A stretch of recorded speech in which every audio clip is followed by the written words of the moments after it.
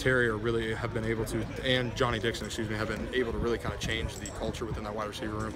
I think Paris has grown a lot. You know, again, I'm very happy he's on my side because that bubble, I didn't think he was going to make it, and then all of a sudden he scoots one tackle and he's out. So he's a dynamic player. He's explosive. You know, again, got to give a lot of credit to Coach Smith in that room.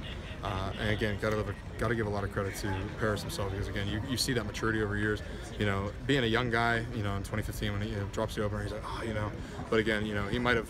I think he dropped the pass earlier, but you know what, he made up for it in other aspects. So again, having that short memory, being able to turn things around, I think he's just going out and executing for the next play. What are you thinking about Oklahoma next week?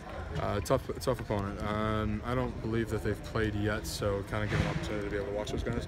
I know a couple guys playing against them from last year. They got a very talented tackle, talented running or QB, stable of receivers again, and the defensive front is always athletic and big. So you just got to do film study, go in there, and expect a very tough game next week at home. Do you think Robert Landers deserves some carries after the day? Dude, all right. So listen with BB. So BB's like 5'10".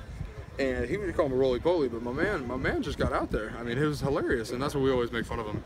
You know, Coach Meyer's like, man, you got little stubby little legs running out there. So, you know, those guys go hard, and I think that culture within that room is incredible. Wrap it up with the receivers here, guys. We can do more. Stick around.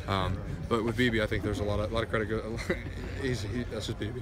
Goes hard, and that's all we can ask for. What was the problem in the first half? Couple fourth downs you don't convert. Were you guys not getting the push that you needed? What was going on? Were they showing you something that you weren't expecting? What was the issue?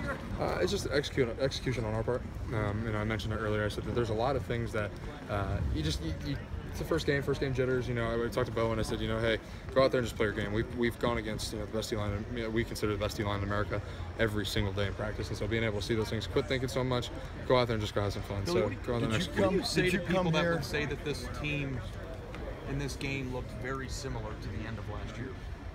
Repeat that, please. What would you say to people who think or would see from what they saw out there, at least in the first half, looked a lot like down the stretch of last season? So in the first half, second half, in the whole game?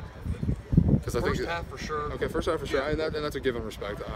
But you know, I think that's also part of again the first game, and this is a brand new team from last year. I think that there's new chemistry on the outside, new chemistry on the inside, and again, a coaching chemistry has changed as well. So there was some spots, and absolutely you get on the sideline after a 3 and out, and you're just like, you know, damn, you know. But you got to go back to you got to change the game plan, execute. If you execute, you put a man on a man. I mean, you can't complain about that. And so that's where you start to see that in the second half, and being able to wear opponents out. That's something that we always enjoy doing, making sure that we are in better condition than the team we play. So. Great, Billy. Thank you.